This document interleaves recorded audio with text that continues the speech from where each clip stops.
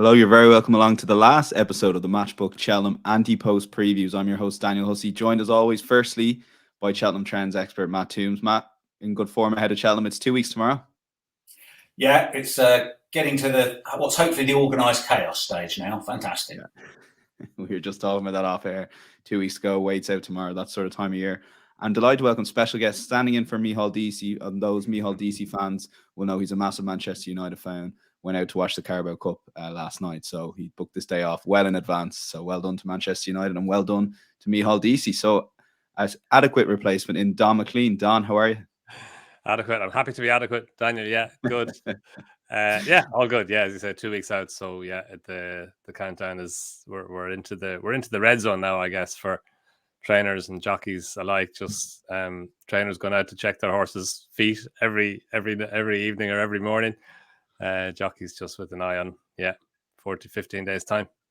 Yeah, and quickly, Don, you were at Gordon Elliott's stable this morning. Well, good day. You had about 40 horses parading there today. Yeah, I know. Like, it was great. Like the setup he has down there, Daniel, the facilities he has, and the horses. Like, as you said, he had 40 horses out for the Irish press and had them all numbered. And yeah, look, he's got serious strength and depth. I suppose that the leading four obviously conflated for the Gold Cup, Tiapu, short price for the Stayers Hurdle, and then his two novice chasers, Mighty Potter and Jerry Colomb, who he was saying are two very, very different types of horses, but really talented novices. So yeah, no, he's got a hell of a team all set. Yeah, it's almost like he's been in the shadow of Willie Mullins this year. But like you said, he has such a massive chance, not just out those headline horses, but outside it as well, of course. And the stat I was sharing with you guys beforehand, Willie's had 630 runners in Ireland this year, and Gordon had over 1,000. So it just shows you he does have the ammunition there. And it'll be interesting how he gets on over the next couple of months. And before we get started, we're going to cover the Turners. It's the choice of Donn McClean, so stay tuned for his bet in that race. If you are watching on the YouTube's video or you're listening on the podcast, head over to that YouTube video and comment anything you like. Questions for Donn or Matt, maybe ahead of the Cheltenham preview night, which I'll give you details in a second.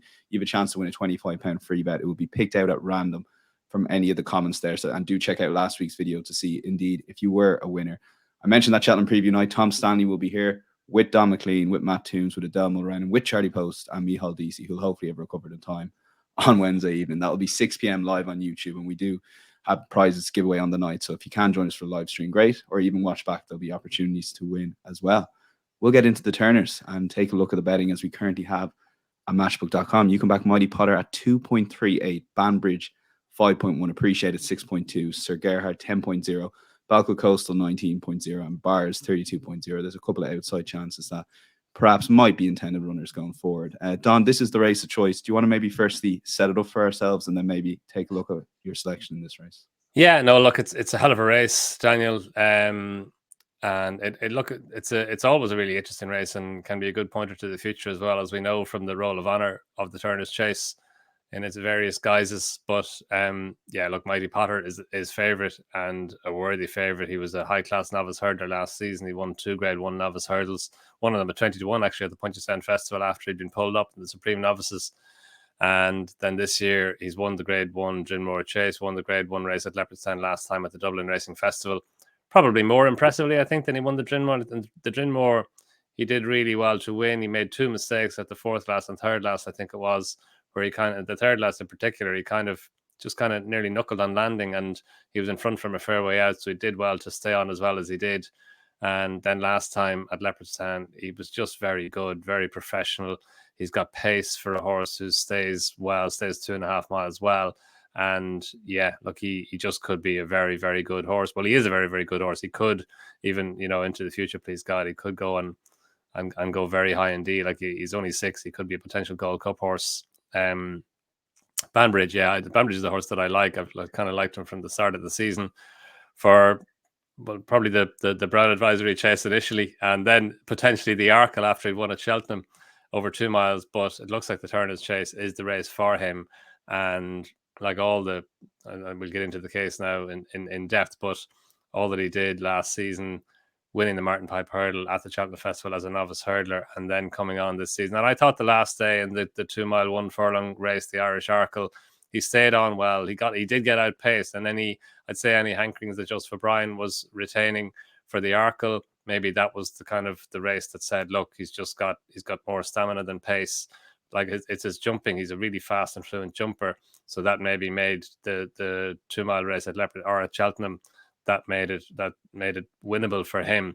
But I think 2.5 miles could be his optimum trip with the view to getting further in time. But no, I think he's a rock solid player in the race. Okay, yeah, Banbridge is the choice of Donn McClean, and we'll dig into that a little bit, Don. And Matt, firstly, before you bring in a trend, I did want to point people in the direction of your Matchbook Insights article this morning, about watering on track in general. So do check that out, insights.matchbook.com. But this will be the first race on the new course Thursday morning or Thursday afternoon. If there is no rain, the ground could be a little bit quicker than you would probably get maybe the first couple of days. It depends a lot on a lot of circumstances, I know, but just summarize that article for us as best you can, and maybe with a view to point it in the direction of what possible ground there'll be on Thursday. The article was talking about whether the autumn watering, which has been going on for the last sort of 4 or 5 years on the old course where they race in October and November, has made Cheltenham a bit more like a dual purpose course. If you go to a track like Sandown, they're flat racing in the summer, they water the ground, and that's basically where the hurdles races are run, and the ground is a lot slower there than on the chase track. And asking the question, are we getting a similar situation at Cheltenham? A lot more watering done on the old course, and therefore the ground, particularly if there's rain, there's actually forecast potentially some snow on the run up to the meeting, you can end up with very deep ground quickly. 4 of the last 5 years, we started on soft or heavy ground. But then the flip side of that, the new course, which was always ridden a little bit better, a little bit quicker, even in the pre-watering days. You saw last year, after we run on an atrocious ground, the bumper was nearly cancelled on the Wednesday. Just a few hours later, on the Thursday, Allahood nearly got dipped under standard in the Ryanair. So with the lower water table, you could get better ground there. So do keep an eye out for that. By the time we get to the Turners, we've obviously seen what the ground's going to have been like on the old course. But if it has turned out to be soft, and you're looking at races like this, the ground might be a bit quicker than you'd imagine. Yeah, no, it's fascinating how that plays out, and it's important not to be too stubborn in your selections. And on the day you might have to switch them, but at the same time, don't overreact. A bit like the example you pointed out, Royal Kahala gamble in the Stairs. I'd completely forgotten about that gamble till I saw it mentioned in the article. Went about, watched the race, looked at the start SP, went off 6.5. He was double figures and the rest going into that race. But going back to the Turners a little bit, tell us about the trends that support Don's Banbridge selection here. Yeah, so this is about speed of the trip, and good runs in grade ones at around 2 miles have been an underbet factor in the Turners, where there does look to be an emphasis on speed at the trip. And the trend is that horses that finished in the first 3 in a grade one around the minimum trip, 4 from 16, 128% profit. Beneficent have won the Irish Arkle, but Noble Prince, Takan Desoy and Verteur were all second or third in a grade one at near enough 2 miles. So positive for Banbridge and Appreciate It, who were second and third in the Irish Arkle.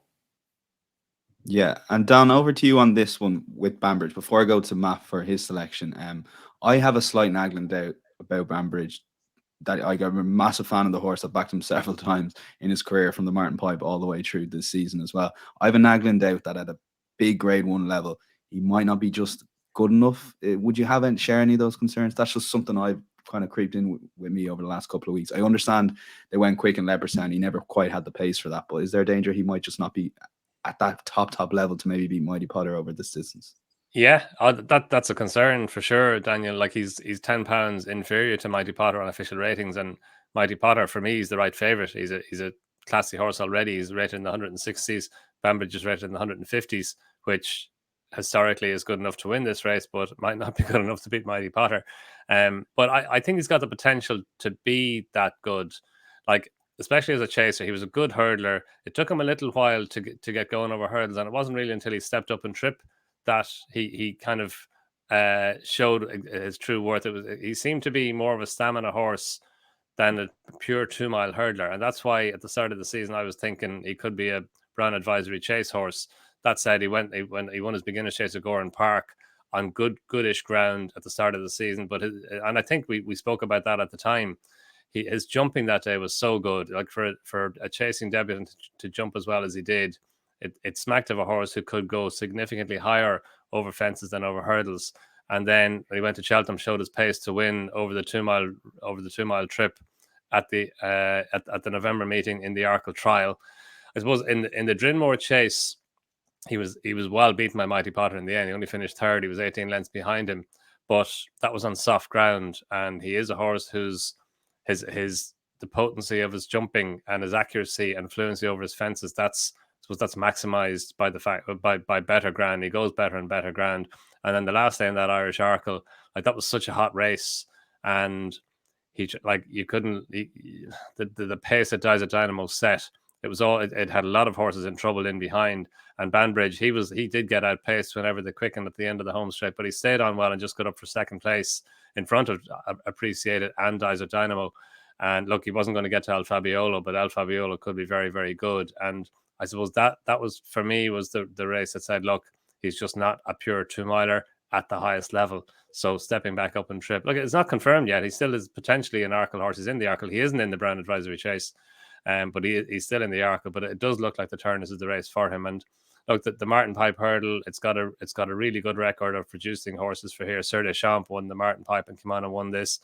Galopin Deschamps won the Martin Pipe, and more, I suppose, for all intents and purposes, we can consider him for statistical reasons as the winner last year.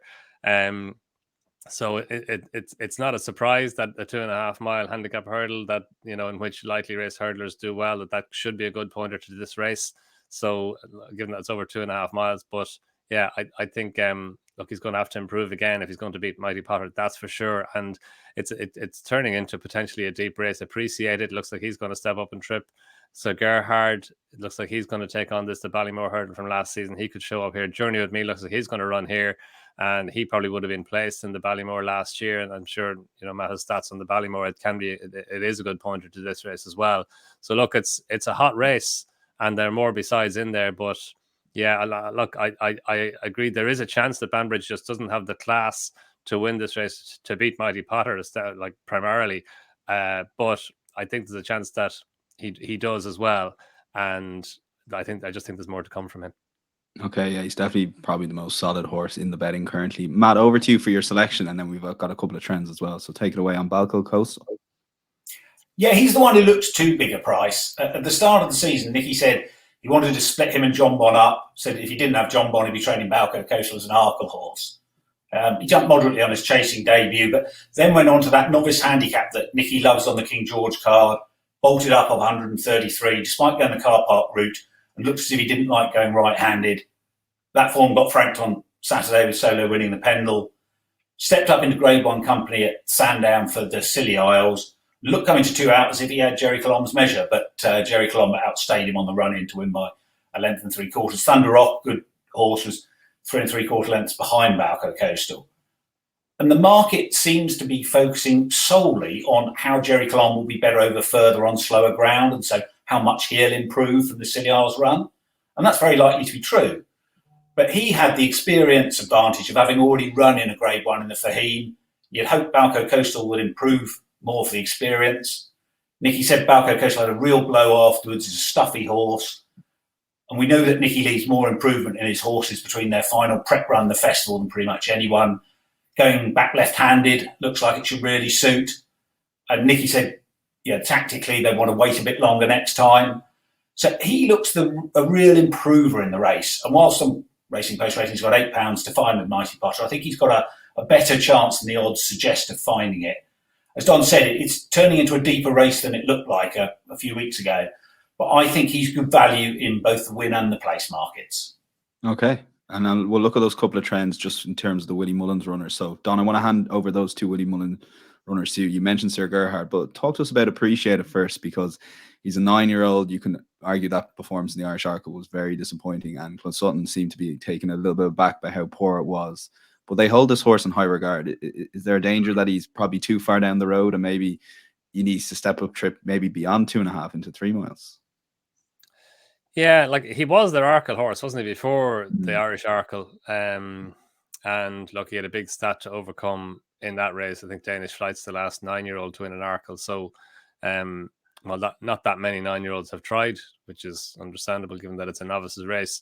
But yeah, I just think that day he just got, and he was a really short price on the day. He was sent off 11 to 8. Paul Townend rode him in preference to all the other Willie Mullins horses. So yeah, like it was disappointing in the end that he could only finish third. But like it was a very, very hot race.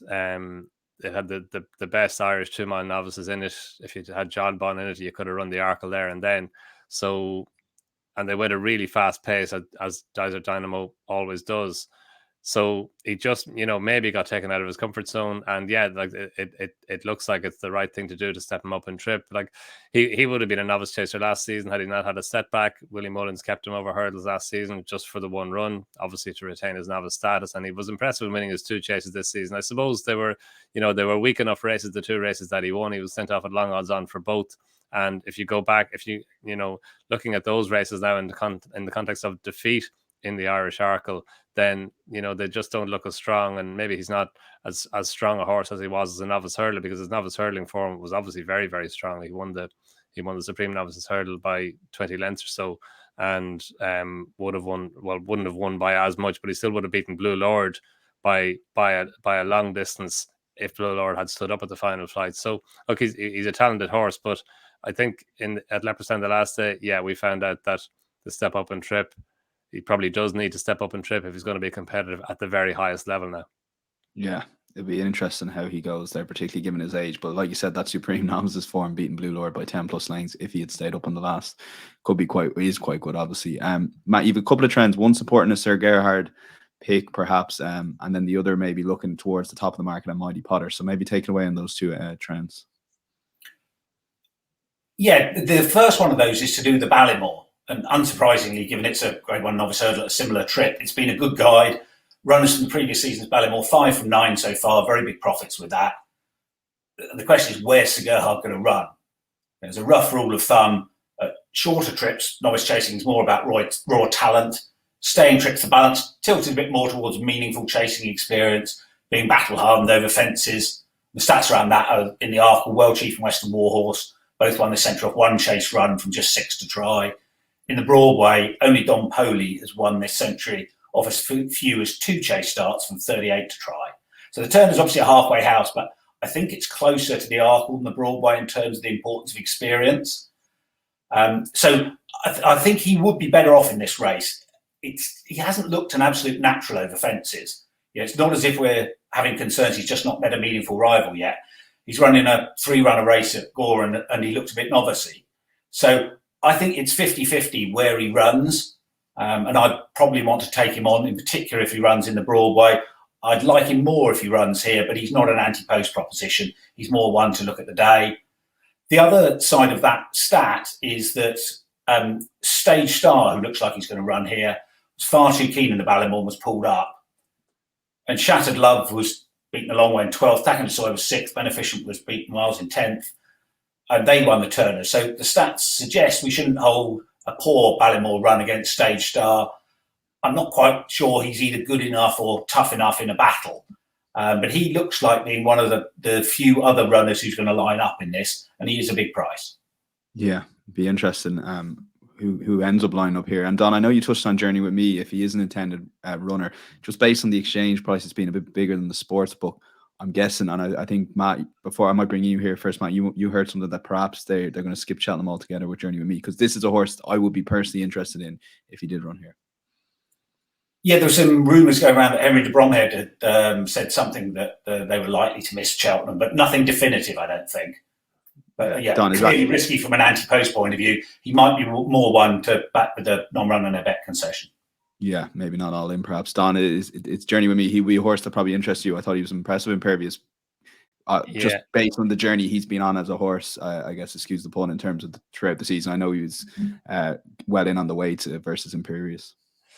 Yeah, no, it's a good race for Irish horses. Irish horses have won 9 of the 12 renewals, and it's a good race for 6 and 7 year olds. Obviously, that makes sense as well.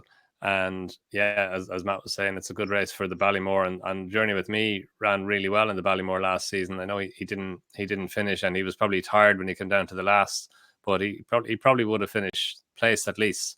And I think it's taken him a little while to get going this season over fences, but the form of his next run when he beat Flame Bearer and Bride's Hill, that took a nice step forward, and Bride's Hill was so impressive the other day. I know she probably improved from that run to last time, but she's a nice mare of Gavin Cromwell's, and she added ballast to that form. Flame Bearer has probably been a bit disappointing this season, and he did weaken quite dramatically at Naas in that beginner's chase. But Journey with Me beat him well. And then, yeah, that run against Impervious, it was a good run. Like they finished well clear. They had it between them from a long way out. And Impervious, like, she's a very good mare. She's favoured or joint favourite with Allegoria Devassi for the Mare's Chase.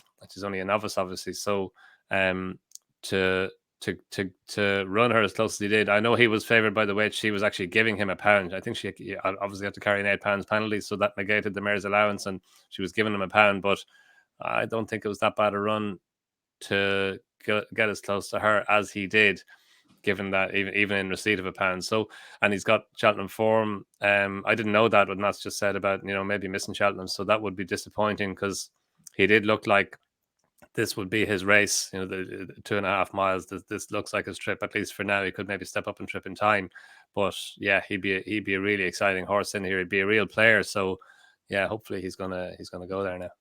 Yeah, look, just point people, it is his only entry at Cheltenham, so if he is to go, he will go here. And I echo what Donn said. It'd be a very exciting horse this year, maybe for the Spring Festivals in Ireland, Fairyhouse or Punchestown, but I definitely think maybe the step up to 3 miles next year. He could just be a horse that takes his time getting going over fences, so maybe one to check out.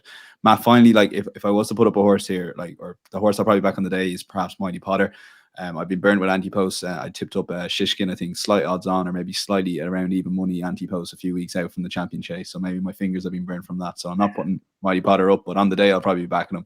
And the stat does back up the front couple in the market here.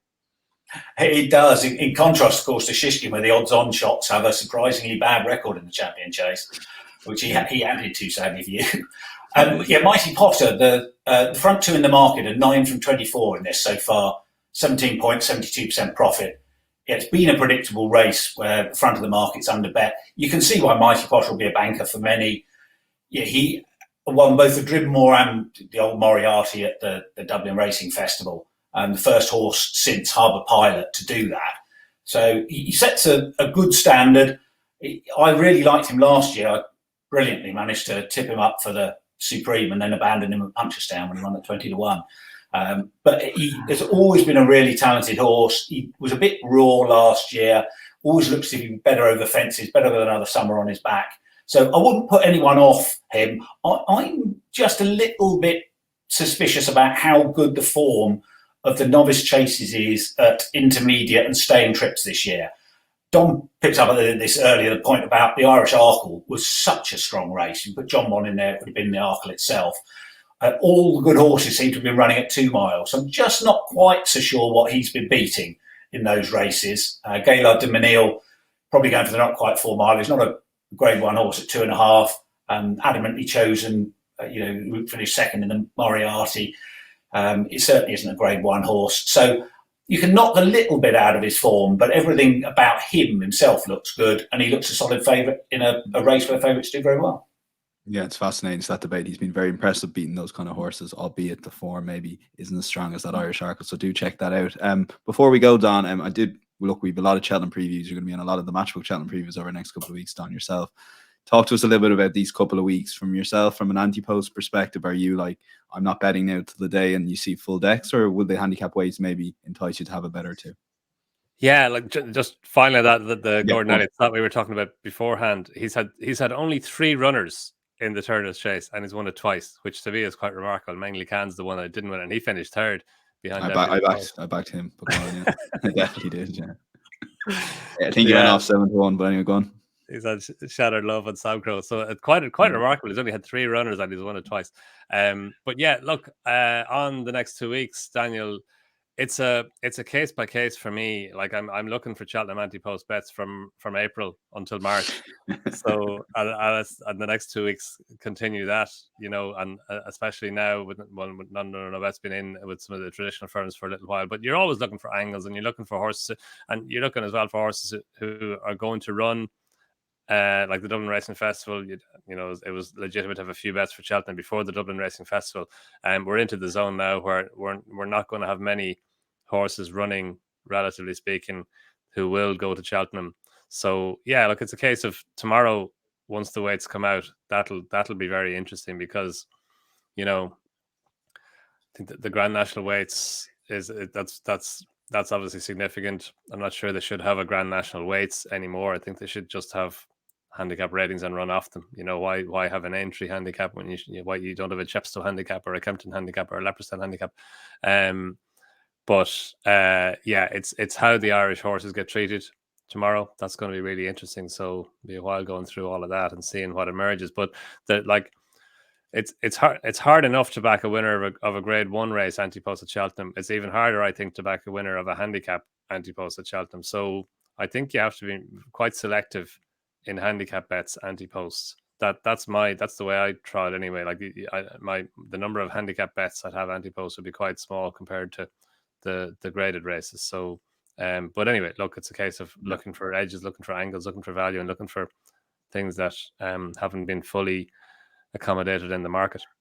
Yeah, and it's interesting. Obviously, majority of firms are NRMB, so if you do want that all-in price, do check out the Matchbook Betting Exchange. You'll obviously will find a bigger price there, and could be one to play if you have found a definite runner. Matt, for you, in terms of Ante-Post, similar to Donn, I guess you're looking from March, April onwards. These next couple of weeks in particular, from memory, and just over the last few years, are you active enough in this, or are you kind of setting yourself up for big bets on the day? Or both. As Donn said, you're looking at it all the time. And it's important to be flexible. I mean, timing is such a huge part of Ante-Post betting. So you have to start by saying, looking at the price you're considering taking and the price you anticipate the horse will go off. So when you know all the facts about ground, trainer form, collateral form lines, that sort of thing, your best guess needs to be the horse will be materially short, or you should be waiting. And that's often a real challenge for punters. If you found a horse you fancy, the natural instinct is to want to back it now. Yeah, I've looked at the entries for the handicaps, and there are some of them that I'm itching to back. But then I look at it and think, actually, that horse is probably going to be a bigger price on the day, particularly if you've got some long shots in races that are unpredictable. They tend to be defensively priced Ante-Post. And so you're better waiting post-declaration, particularly some of them are ground dependent. So on timing, tomorrow, as well as the handicaps, the entries close to the minor conditions races, the bumper, the cross country, and the hunter chase. And everyone's focus will be on the handicaps. So that can be a good time to try and nick a bit of value in those races whilst people's attention are elsewhere. Yeah, you've touched on that before there. The neglected Ante-Post race is still in Cheltenham. So while we're checking out those couple of hunters, chase, cross country, etc., that Match touched on. I mentioned the Cheltenham preview night. Both Donn and Matt Toombs will be previewing every single Grade 1 in the Cheltenham Festival, as well as any other bets. It's going to be a brilliant preview night Wednesday live on YouTube and our Twitter as well, and loads of prizes to give away in the night. So we're looking forward to that. Tom Stanley and all the gang, 6 p.m.